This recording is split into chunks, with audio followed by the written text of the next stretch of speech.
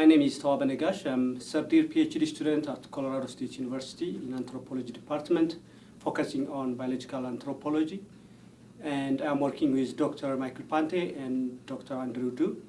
My research is mainly involves on studying early Homo diet and material culture in the East African Rift system, sometime 1.7 to 1.6 million years before present, which is the time period of the Old One to the Acheulean transition. And I studied diet, cultural behavior, and I'm mainly interested about diet. The diet specifically early Homo diet, their paleoecology, interaction with the carnivore gould, and material culture. So to do that, I study mammal fossils, which is found in the Olduvai Gorge Basin, which is in Tanzania. There are various ways to study diet. My research is focused on analyzing the fossil assemblages, mainly we call it zooarchaeology, and I use bone surface modification analysis on the fossils of mammals. My research project involves doing the field, which is analyzing the mammals fossil and documenting butchery mark, cut mark, and carnivore tooth mark, and looking at the feeding ecology of early Homo. And I'm mainly interested about the Old One to Acheulean transition. That is a key time period in human evolution.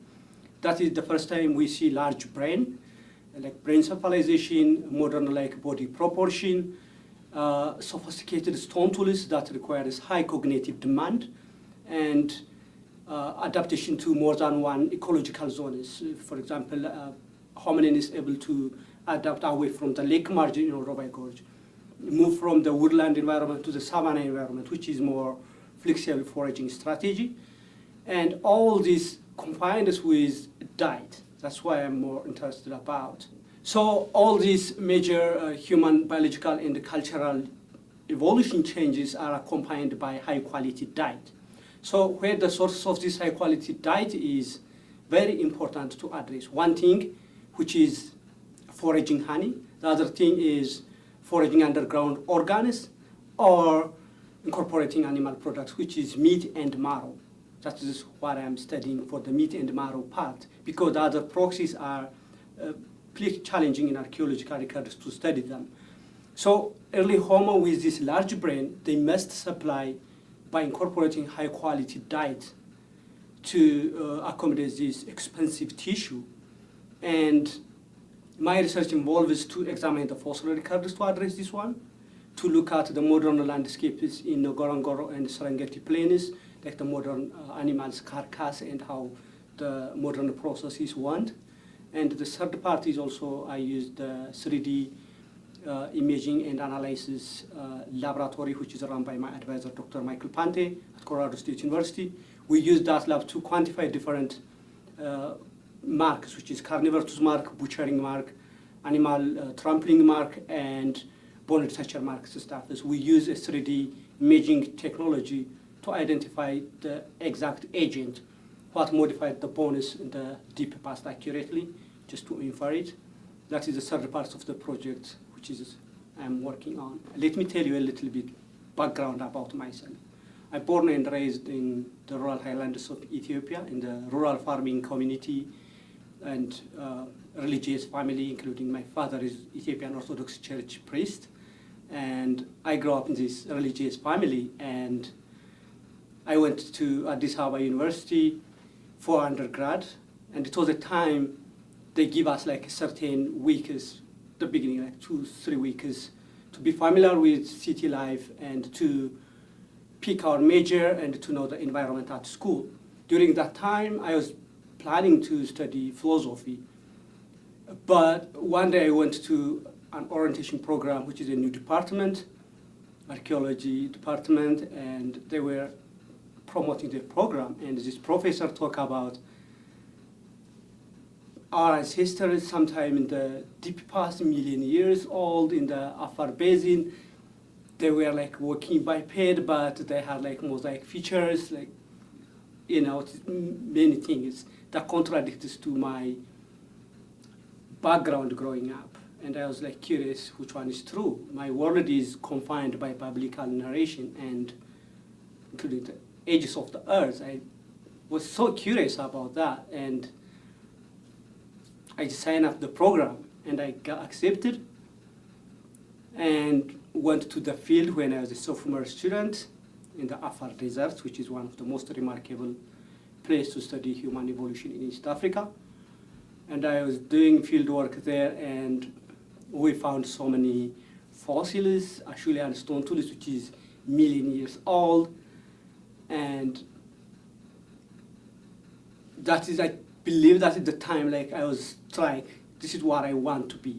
I born in the rural parts of the country, and coming to the city is very challenging, and coming out to the field was a great opportunity for me, like to leave the crowd.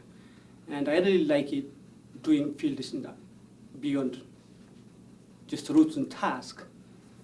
And after that, I was curator in the National Museums of Ethiopia. I do a lot of field works in Ethiopia, Tanzania, and the windy mountains of Wyoming multiple times. And that leads me, this is what I want to be for my entire career path. For the last 2 summers, I traveled to Olduvai Gorge, Tanzania to collect data for my PhD project. And I spent multiple months camping there. It is a very wonderful, remarkable environment, which is in the remote lands of Tanzania, but the most friendly environment. We work with Colorado State University people, Indiana State University people, and it's just this mosaic of people. And also I am planning to go back next summer to finalize my data collection, and probably I hope I will go entirely throughout my life, like to do research in that areas. When I moved from Ministry of Culture and Tourism to grad school, like giving up my job and moved to do schoolwork, that is the time I decided what I want to be in the future. Even if I wasn't getting job after I graduated as undergrad, it was very tough to get job in Ethiopia with archaeology, and that's why I moved to Ministry of Culture and Tourism and do some public relation stuff. Then after that, I decided to continue in this discipline. I have a long-term goal to become a research scientist in East Africa and recruit the upcoming generation. There is lack of scholars. There is not much scholars in the country. I want to back to Ethiopia and work in the higher institutes, museums, and recruit the next generation. So this is my long-term goal and plan. The most challenging part in my field is, at this time, as I mentioned, it requires to collect data. It requires me to travel all the way to Tanzania multiple times, and I will travel more. When, in addition to that, I camp in the field like multiple months to collect data, and all this costs us money, like traveling cost, logistics, and people who help us there, like you need money to do this type of research. But generally, there is kind of financially to address all of that stuff is a little bit challenging. This is not only for a personal challenge, or just it is generally as a grad student in the field of natural history, there is no much grant, and it's challenging to address research questions without adequate grant. Yeah, time management is very, very important as grad students, and to reach your long-term goal, use your time adequately is my advice. I would love to thank the Africa Center for supporting my PhD field work. I got grant from Africa Center. The Leakey Foundation also supports my PhD programs for the beginning 2 years. I was a Leakey Foundation grantee, and I'm really grateful all the support is what I got.